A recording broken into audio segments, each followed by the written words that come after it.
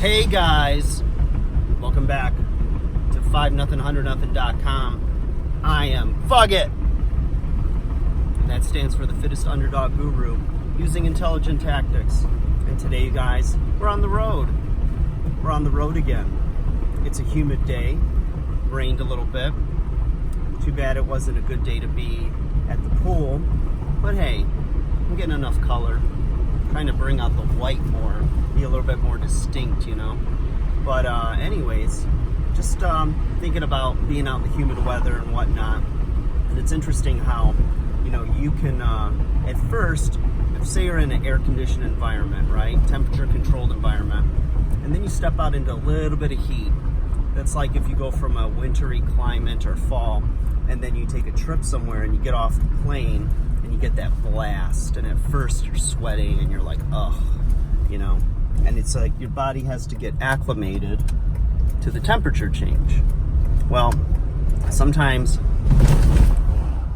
in life, when you make some changes to your life or your lifestyle, you're gonna have that same blast, that same shock, you know, that discomfort. But what happens? What happens after a little bit of time, right? You get acclimated. And the same it is with any change you make in your life that you know is a positive change. Well, what does it bring with it? It brings pain. It brings the pain of change, right? But you've got to anchor in to the idea and to the fact that it's going to bring about a more desirable long-term outcome.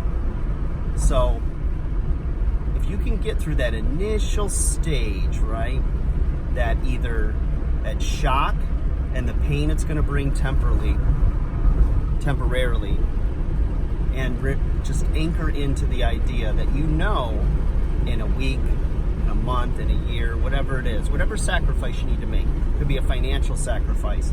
It could be the sacrifice of having, say, a hookup friend who, you know long term it's just not going to be there, but, you know, it's just kind of getting you through, you know, it's companionship, it's this and that.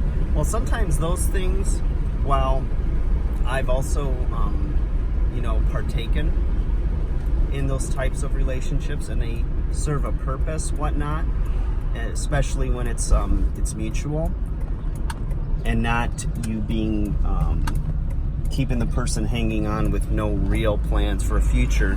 But if it's, you know, a mutual, well communicated agreement, you know, that can work for a little while. But long term, is it keeping you from the dating scene? Is it keeping you from meeting new people?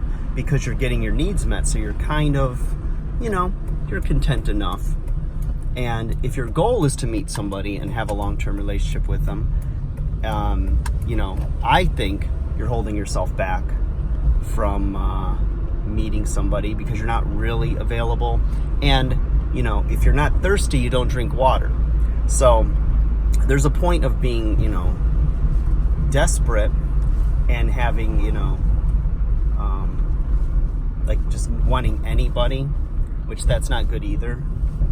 But a lot of times I think that when you're really needy, you haven't done the work on yourself. And the real contentment, the real place to start is that foundation of you.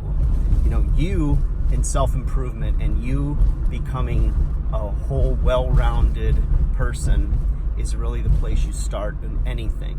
And knowing yourself and accepting yourself and knowing that you believe in yourself.